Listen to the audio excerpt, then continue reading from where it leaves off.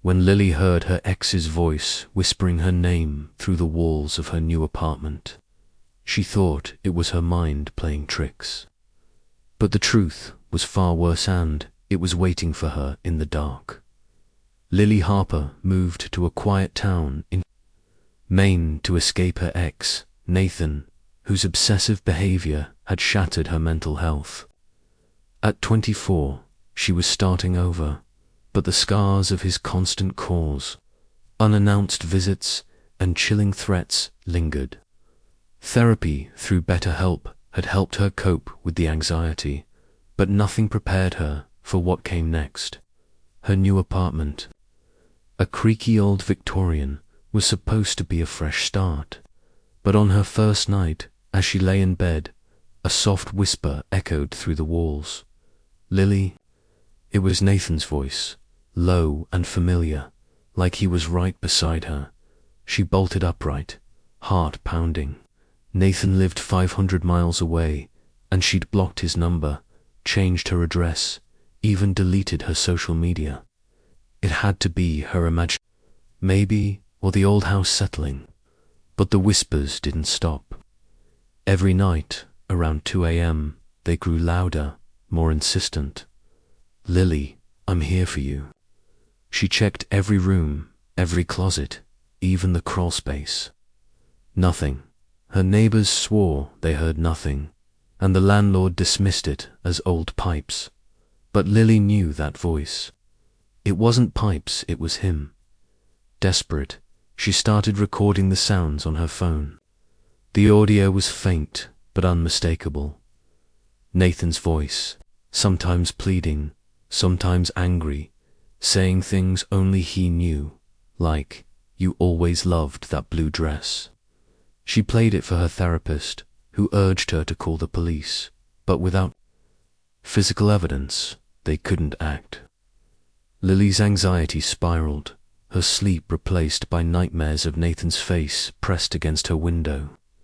She started sleeping with the lights on, a knife under her pillow, but the whispers followed her. Now, coming from the floorboards, the ceiling, even her mirror. One night, the whispers changed. "Look behind the mirror, Lily." Her blood ran cold. The antique mirror in her bedroom, heavy and bolted to the wall, had always felt off. Trembling, she pried it loose with a crowbar. Behind it was a hidden compartment, barely big enough for a person. Inside, scratched into the wood, were hundreds of messages. "I'm always with you, Lily. You can't leave me." And, fresh, in red ink, "I'm closer than you think."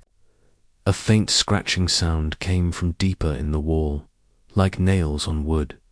Lily screamed, dropping the crowbar. She called the police, who found nothing but the carvings.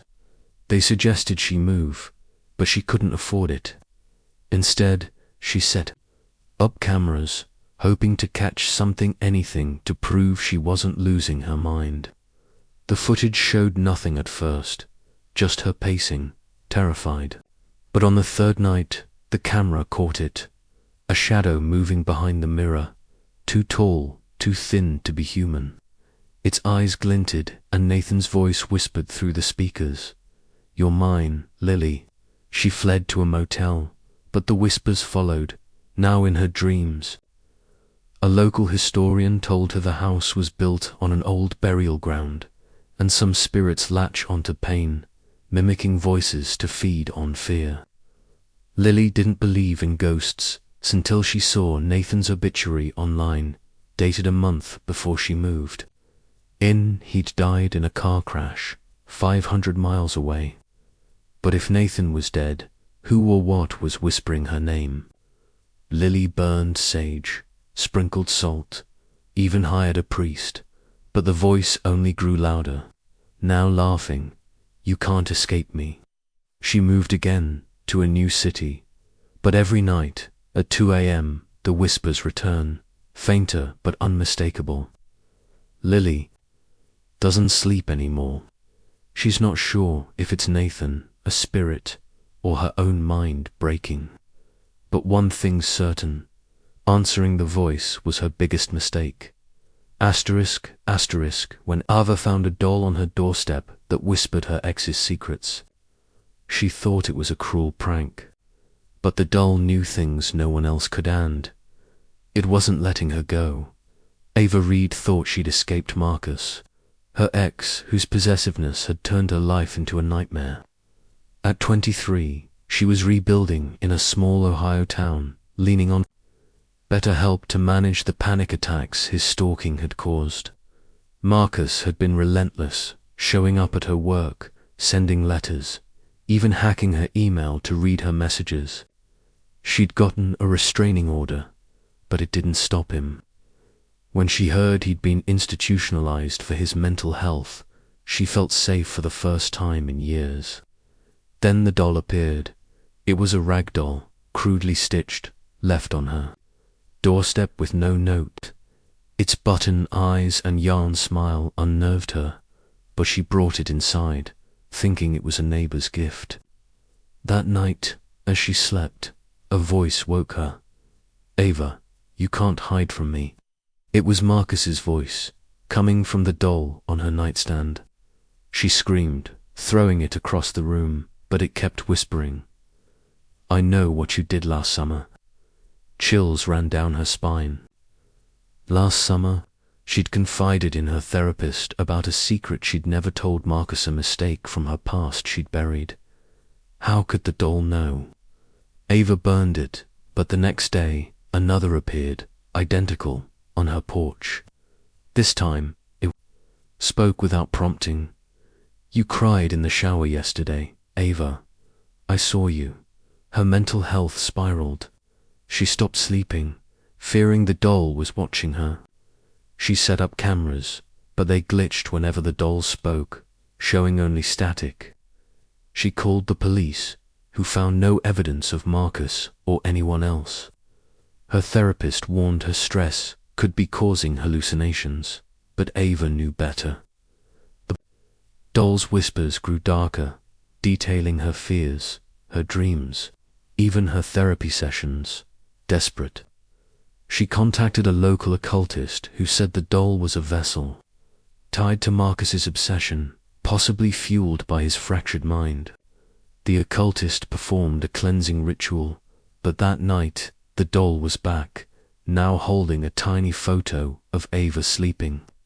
She moved to a new city, but the dolls followed, each one creepier, some with red stains on their hands.